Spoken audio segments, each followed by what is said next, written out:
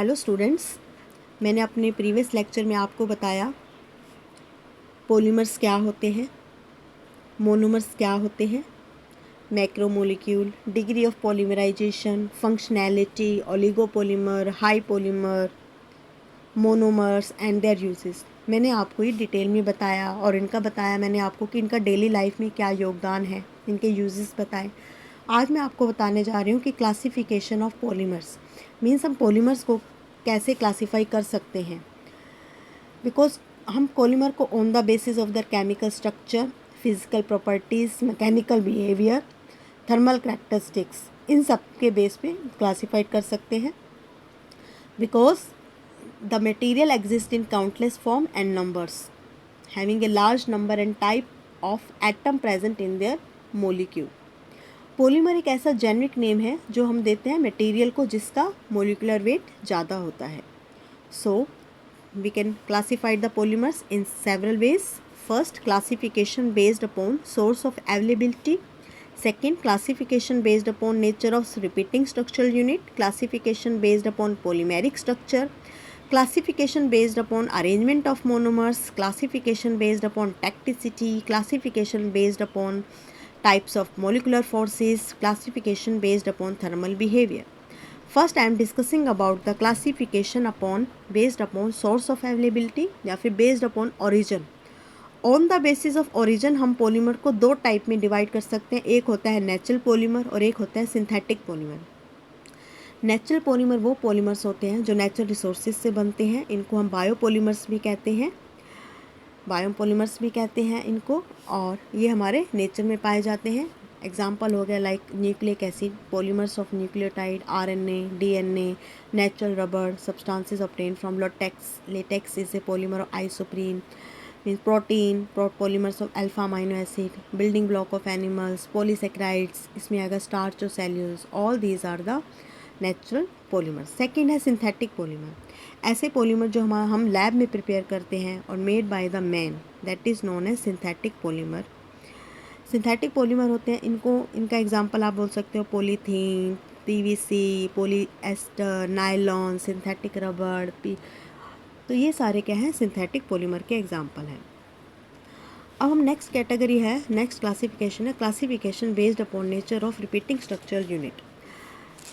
Repeating structural unit या फिर हम कह सकते हैं based upon the nature of monomer unit.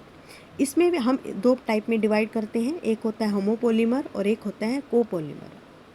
Homopolymer क्या होता है, ऐसा पॉलीमर जो एक ही प्रकार के, एक ही काइंड के मोनोमर से बनता है, उसको हम कहते हैं homopolymer. Means the polymers whose repeating structural unit are derived from one type of monomer is called homopolymer.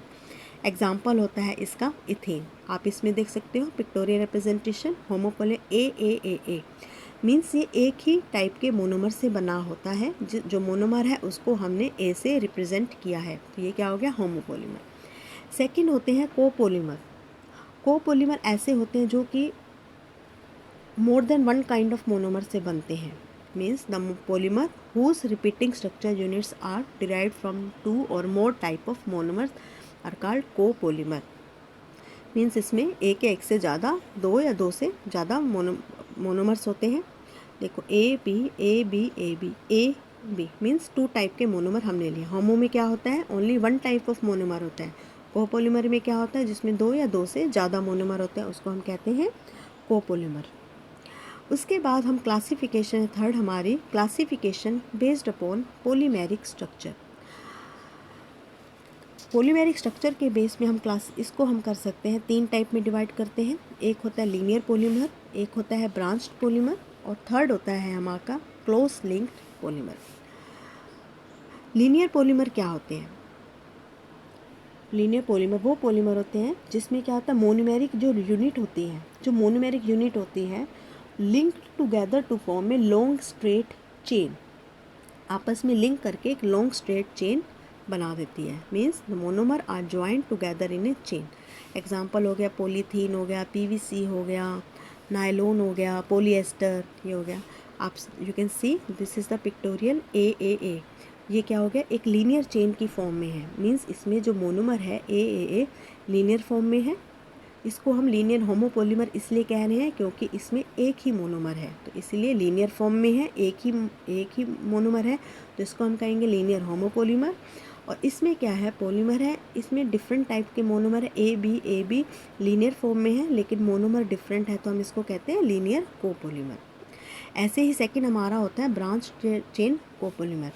Branch chain polymer में क्या होता है, ब्रांच चेन पॉलीमर क्या होता है, when monomeric unit are linked to constitute a long or more chain and side chain of different lengths constitute branches, और क्या होता है, resulting in the formation of branch chain polymer, means it is a polymer made up of a chain containing branches of a monomer। इसमें क्या होता है कि monomer की ब्रांचेज होती हैं।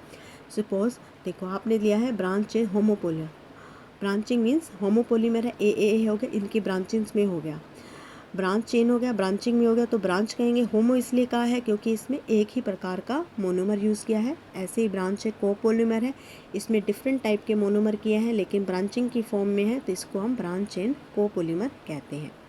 ऐसे ही हमारा है क्रॉस लिंक्ड पॉलीमर।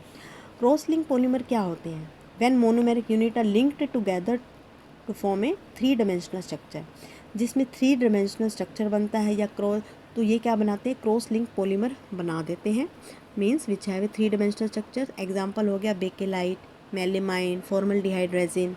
मैंने यहाँ पर आपका बेकेलाइट एग्जांपल लिया है। देखो ये ब्रांच चेन स्ट्रक्चर है, क्रॉस लिंकिंग है, 3 डायमेंशनल स्ट्रक्चर है। इसमें हमने कहा है cross linked homopolymer, means cross linking हो रही है, 3 डायमेंशनल स्ट्रक्चर है। होमोपोलीमर मीन्स एक ही मोनोमर है, तो cross linked homopolymer. And this is also 3 dimensional structure है but different types of monomer है, तो इसको हम कहेंगे क्रॉस लिंक्ड कोपोलीमर। हमने ए बी हमने मोनोमर को रिप्रेजेंट किया है। आप कोई भी फॉर्मूला लेके इसको कर सकते हो, फंक्शनल ग्रुप दिखाकर कर सकते हैं। नेक्स्ट क्लासिफिकेशन होती है based upon the arrangement of monomer. एक होता है ब्लॉक पॉलीमर्स और एक होता है ग्राफ्ट पॉलीमर। ब्लॉक पॉलीमर्स क्या होते हैं, व्हेन ब्लॉक पॉलीमर्स वो होते हैं when blocks of repeating unit of one type alternate with blocks of another type, means the linear polymer in which identical monomer unit occur in a relatively long sequence. You can see this is AA BB AA, long sequence में है with block of another, first AAA का block, फिर BB का, फिर AA का, तो इसको हम कहेंगे block copolymer. Copolymer means different types के मोनोमर लिए, इसलिए ब्लॉक कोपोलीमर हो गया।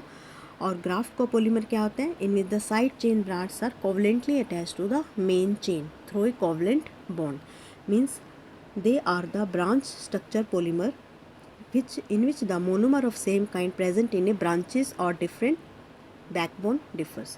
देखो this is A monomer and this is B, 2 monomer है तो इसको कोपोलीमर कहेंगे।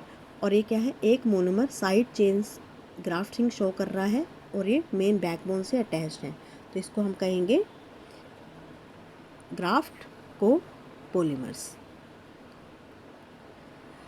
Third classification based upon tacticity. Tacticity के बेस में हम पॉलीमर्स को 3 टाइप में डिवाइड करते हैं। एक होता है आइसोटेक्टिक, एक होता है सिंडियोटेक्टिक, एक होता है एटेक्टिक।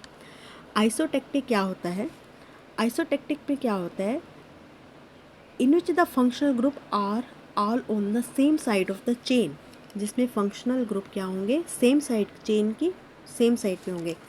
आपने प्रोपिलीन का एग्जाम्पल लिया, देखो ये पॉलीमराइजेशन हुई, प्रोपिलीन लिया, पॉलीमराइजेशन हुई, आइसोटेक्टिक है, CH3 CH CH3 CH2 CH CH3, means CH3 जो ग्रुप है, जितने भी CH3 ग्रुप हैं सारे same side of the chain की सेम साइड पे है, तो इसको हम कहेंगे आइसोटेक्टिक।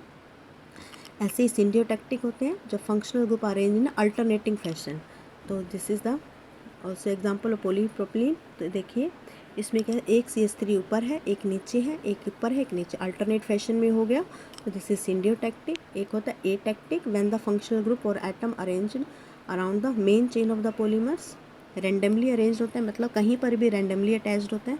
लाइक देखो CH3 कहीं ऊपर है, CH3 ऊपर है, इसमें फिर नीचे ऊपर, तो रेंडमली अरेंज्ड होते हैं, तो इसको हम कहेंगे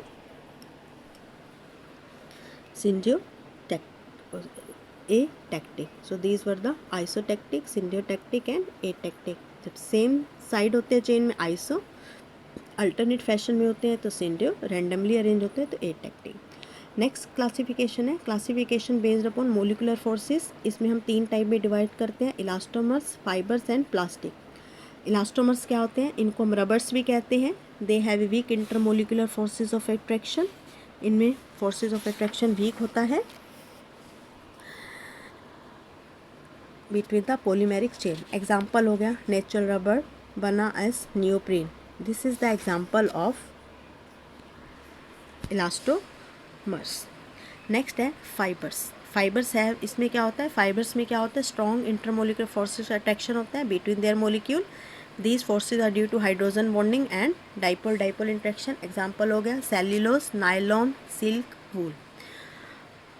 नेक्स्ट कैटेगरी हमारी होती है प्लास्टिक. जितने भी सिंथेटिक पॉलीमर्स होते हैं उनको हम प्लास्टिक्स कहते हैं. These are the organic material, high molecular weight होते हैं, हार्ड होते हैं, टफ होते हैं, मोल्डेड. इनको हम किसी भी डिज़ायरेबल शेप में मोल्ड कर सकते हैं. Means capable of being moulded into any desirable shape by the application of heat, pressure और in the presence of catalyst. At some stages of their manufacture they are in plastic condition. They undergo permanent deformation under stress and can be molded into any shape. They possess an intermediate range of intermolecular forces of attraction between the polymeric chain. तो ये क्या हो गया? Plastics हो गया. हमारी next classification है on the basis of the thermal behaviour. इनको 2 टाइप में डिवाइड करते हैं. एक होते हैं थर्मोप्लास्टिक और एक होते हैं थर्मोसेटिक्स. थर्मोप्लास्टिक कौन से होते हैं? थर्मोप्लास्टिक्स वो होते हैं they soften on heating and harden on cooling.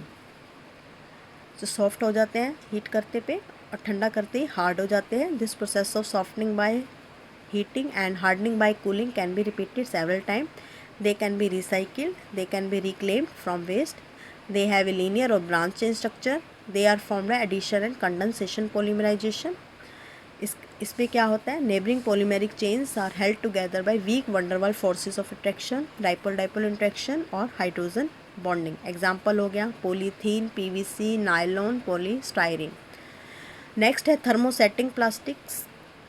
They soften on heating, take a desirable shape but set permanently on cooling. They cannot be remelted and reshaped on heating. They cannot be recycled. On heating, they form an insoluble and infusible mass. इसमें क्या होता है? Neighbouring polymeric chain जो होती है held together by cross links और the strong covalent bond.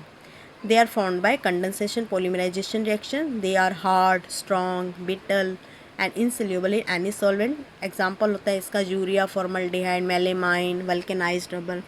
All these are the example of thermosetting. हम इन दोनों को डिफरेंशिएट भी कर सकते हैं. थर्मोप्लास्टिक में क्या है डिफरेंस थर्मोसेट्स में? Thermoplastic they soften on heating but the thermosets do not soften on heating. Thermoplastic होते हैं लॉन्ग चेन लीनियर मैक्रोमोलिक्यूल से बने होते हैं, बट जो थर्मोसेट्स है वो 3 डायमेंशनल नेटवर्क स्ट्रक्चर से बना होता है जो कोवलेंट बॉन्ड से लिंक्ड होते हैं. थर्मोप्लास्टिक्स ये एडिशन पॉलीमराइजेशन से बनते हैं, थर्मोसेट कंडेंसेशन पॉलीमराइजेशन से बनते हैं. On melting by heating thermoplastics can be molded into desirable shape but thermosets cannot be remolded. Thermoplastic recycled होते हैं, reused हो जाते हैं, but the thermosets cannot be recycled or reused. Thermoplastic का linear structure होता है बट जो थर्मोसेट्स होते हैं उनके क्रॉस लिंक स्ट्रक्चर होते हैं. उसके बाद थर्मोप्लास्टिक सॉफ्ट होते हैं, वीक होते हैं, लेस ब्रिटल होते हैं, बट जो थर्मोसेट्स होते हैं हार्ड होते हैं, स्ट्रॉन्ग होते हैं. थर्मोप्लास्टिक्स क्या होते हैं? सम ऑर्गेनिक सॉल्वेंट्स में होते हैं, सोल्यूबल होते हैं in some organic solvent but they are insoluble. Thermosets are insoluble. So all were these about the classification of polymers on the basis of their different categories. Thank you.